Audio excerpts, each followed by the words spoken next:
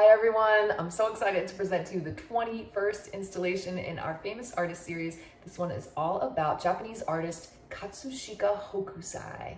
The purpose of this video is just to give you an overview of how I've set up the unit so that once you start it with your kiddos, you can hit the ground running. So let's dive right in. This is organized into 4 distinct sessions, ideally 40 minutes each. If you need to adapt that to work for your setting, you should be able to. But in the first session, you're gonna be presenting a digital storybook.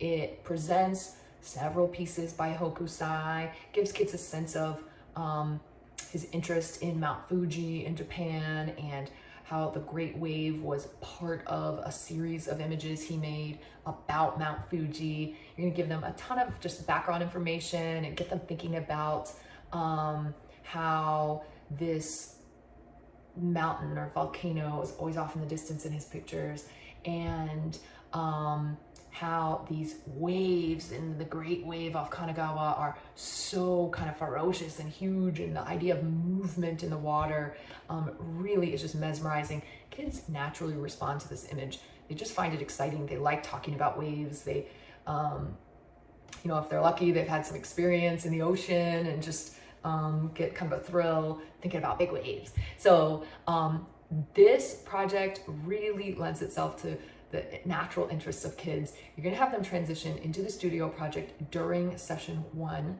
and you'll present right away that this studio project is gonna involve their own picture of a great wave. They're gonna be working from their imagination to make a seascape. They're gonna try to show some kind of mountain or volcano off in the distance, and they're gonna try to show overlapping kind of active water, and they're gonna be doing it with watercolor paint. So in session 1, you're just gonna have them sketch it out. You're gonna have them use watercolor paper though, which is heavier than construction paper or copy paper or anything like that. It really is thick enough to endure a lot of water added to it without buckling a ton. So I recommend 6x9 mainly because if you keep it a reasonable size like this, they're likely to get done within the time constraints of 4 sessions. If you go a lot bigger, kids have the attention span for it, but it takes forever. And so if you don't want this to drag on for weeks and weeks and weeks on end, you might want to just trim it down to a smaller scale like this.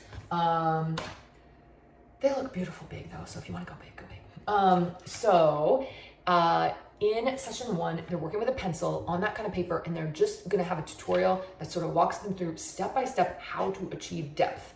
For a lot of them, I usually do this project with 3rd graders at the beginning of the school year, and they're interested in depth, creating space in their image, but they're not quite sure how to do it. So this kind of walks them through some real kind of beginner concepts of overlapping and getting one thing to look like it's in front of the other. You're gonna walk them through how to create a one particular wave that sort of has a little more substance to it than all the others, and you'll show them how to kind of use directional lines to kind of reinforce the idea that this water has movement, it's very active. And so that will take you to the end of session 1. They're gonna work really lightly if possible with their pencils so that they can revise anything they want to, customize it, kind of give it their own personal flair. But that's it for session 1. I didn't build in an early finisher activity for session 1 because I never have kids that have extra time at the end of that session. If you do have some early finishers, there are early finisher suggestions at the end of session 2 and 3 in this unit that you could use. You could also have them, I guess, proceed to the studio part of session 2 on that first day if time permitted. So that's something else just to be floating around in your head.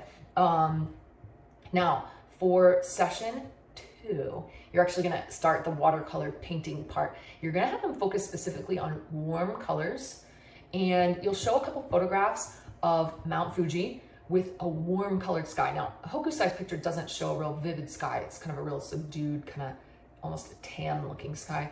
But we're gonna aim for this kind of real vivid, warm colored sky type of look, which, because it's a deviation from the original Hokusai piece, just own it. Just tell them we're doing a part of this is a color study, and I really want you focusing on you know, getting yourself familiar with warm colors. And so I have them look at some actual photographs. Like, we're not making this stuff up. Warm colors are a real thing. But I tend to have them work with a 16 color Crayola watercolor set. That you don't have to, but I do. And so I showed a photograph of this palette in the slideshow where I literally circle the warm colors If your palette looks different and you want to swap in a photograph of your own, you could do that. If you want to use my photograph and just say, we're aiming for red, orange, and yellow, that should suffice. But you're basically going to have them just focus on adding color, warm color to the sky of their picture. So I have them start with yellow exclusively, and then it feels a little counterintuitive, but they're painting the entire sky yellow. And then once they painted it all yellow, then we start to build in oranges and reds. That keeps that color vivid and keeps your yellow from getting real tainted with oranges and reds, but like in the palette. But on the page, you'll have them kind of building some sort of gradation. Now, in this example, it's moving from side to side, yellow to red. In this example, we've got yellow in the center and it's fading out in almost a radial way towards red. And then, oh, how beautiful is this one? It's yellow fading down to red this way. Now, if they want to treat that differently, like in any other of countless ways they could, feel free. I put almost an overkill of examples of different ways. I tend to find that if I only put one example, they all want to copy that one. But if I put a ton, then they sort of realize, okay, like we really can kind of pick whichever one we want. And the cool news is that because the colors look good together, they really can't go wrong no matter what they do. It always looks like a big fiery sky. It looks beautiful. So that's it for session one. They're just focusing on the sky. So again, if you have an early finisher and you really just want to have them plow through, you could move ahead in the slideshow to session 3 and have them start working on the water. But for me, I like to cut it because I like to keep those colors from getting contaminated.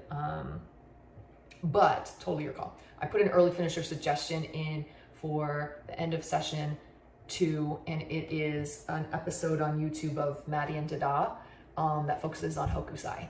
If you're not familiar with them, go check it out. It's just a cute animated series where these two little characters meet famous artists. And in this one, it reviews some of the stuff the digital story goes over, but it adds more. So it's kind of fun just to get kids to be like, oh, I know that. And we're look at that, we saw that. But then learning a couple new things. So I like to put it on and then have kids kind of straggle over to it. The episode's only 8 minutes long. So this is, you're not gonna have a ton of time for extra stuff, but gives a couple kids some focused, quiet time to finish if they need it, while other kids sort of get out of the way and have something else to focus on. So that's the end of session 2. In session 3, you're gonna have them focusing on the water, and they're gonna be using cool colors for this part. So you'll take out the same palette or whatever palette you have, and you'll really focus on what are the cool colors of this palette, your blues, your greens, your purples, and anything in between, bluish green, turquoise, blue violet, all that's fair game for the ocean today. And they are going to be, I suggest, just like in the sky, I suggest you have them do one kind of clean application of one of their, light blue, just to get coverage throughout the whole ocean. Notice there's no coverage in the white cap section, but then they're gonna, after they get that one kind of clean coverage on, they're going to then take those other cool colors and start to redefine. They'll be able to see the pencil lines through the water. So they're gonna redefine that movement in the water by layering some other cool colors on there. Looks really pretty. But that's it for session 3's studio component, just doing the water. It takes them a while to get through all that. So that is the goal for session 3. There is an early finisher suggestion there, and it's a storybook called The Great Wave, inspired by The Great Wave. And it's cute. It was written in 2011. There are free read alouds online. If you don't have a copy of that book, you might be able to find one at a library. You could get one on Amazon. But if you want to free yourself up, have one play on YouTube, and that way you can kind of circulate, help kids with cleanup, or give one-on-one attention to someone who needs it, that kind of thing, while early finishers straggle over and read or listen to or /watch whatever the story. And I should also mention, in session 3, there is a fun fact in there. There are a couple fun facts, but one of them is about a music a composer, Claude Debussy. I hope I'm pronouncing that word right. He wrote a musical composition, a classical music composition called La Mer, and it was supposedly inspired by The Great Wave by Hokusai. And so I put a link in there if you want to have kids listen to that. I don't know if you're familiar with the song, but it is 30 minutes long. So I definitely do not suggest getting kids to listen to that whole song. I wish that you could press play on it and then just have the kids work while it's playing. But the reality is the music itself, if you haven't heard it, give it a listen. It's very intense. Kids have a reaction to it. They get all hyped up and crazy because it's like, you know, inspired by these intense waves and stuff. It's not exactly relaxing background music. So I recommend play a little bit for them if you can, but then turn it off, put some other calm, actually intentionally calming music on while they paint the water. That's just a little aside about that. But on to session 4.